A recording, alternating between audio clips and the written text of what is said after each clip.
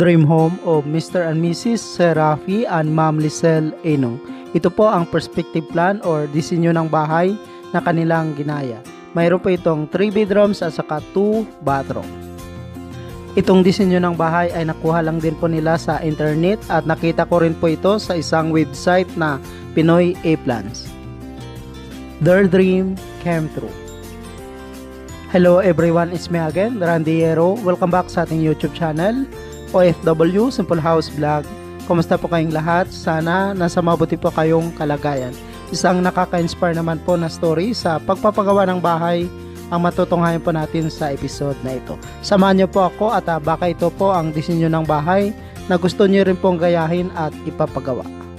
House floor plan. Ang original plano po nito ay may sukat na 90 square meter, pero pinalakihan po nila ni Sir at Ma'am ang pinagawa nilang bahay. Ginawa po nilang 100 square meter total floor area na mayroon pong 3 bedrooms at saka 2 bathroom, terrace, living, dining at saka kitchen. At mayroon din po itong kasamang garahe. This house building started on year 2018, located at Capas Tarlac, Philippines.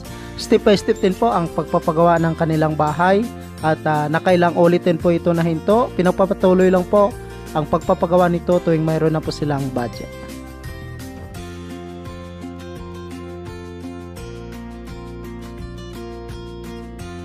Sa steel trusses po pala at roofing ng bahay ay gumastos po sila dito ng 260,000 pesos, materials at kasama na rin po ang labor nito.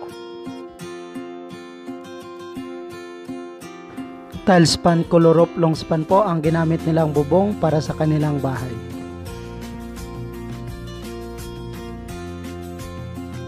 Ito na po ngayon ang bahay. Maganda na po siya tingnan dahil nalagyan na rin po ng wall tiles at nakabitan na rin po ng spandrel.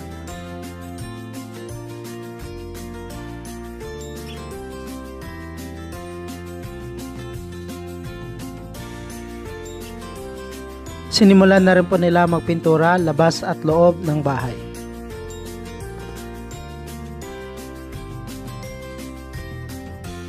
Makikita po dito na napakaganda din po nitong disenyo ng bahay. I'm sure na marami din pong magka-interest na gayahin po ito.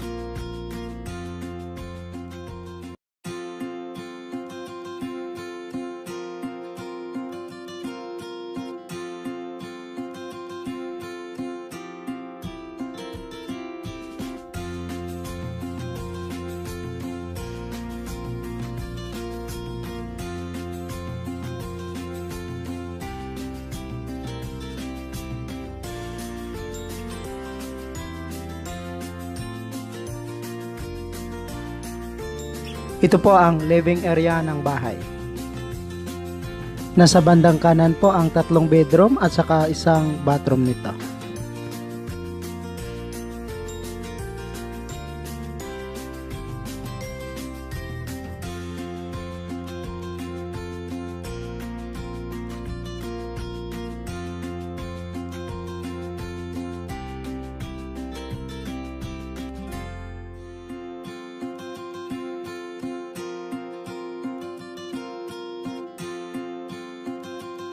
Dining at saka kitchen area nito.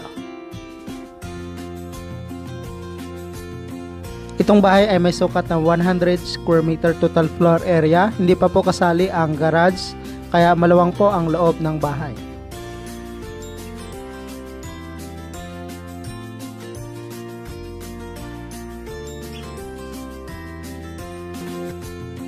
Itong bahay ay may sukat na 100 square meter total floor area. Hindi pa po kasali ang garage, kaya maluwang po ang loob ng bahay.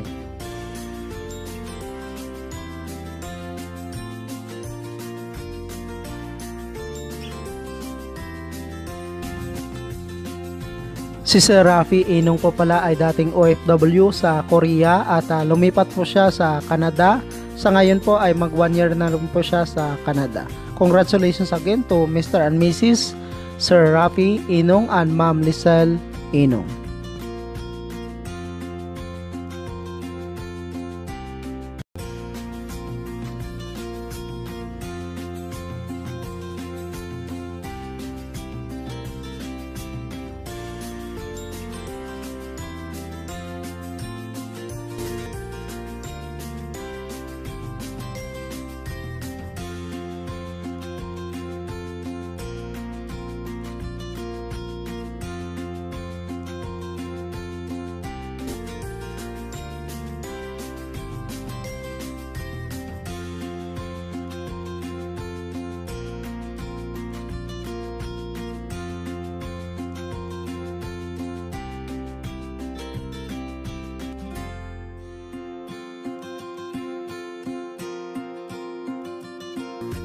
Building the house cost of 42,000 US dollar or katumbas na 2.1 million pesos with labor. Congratulations again to Mr. and Mrs. Rafi and Lisel Inong, Canada OFW from Capas Tarlac, Philippines.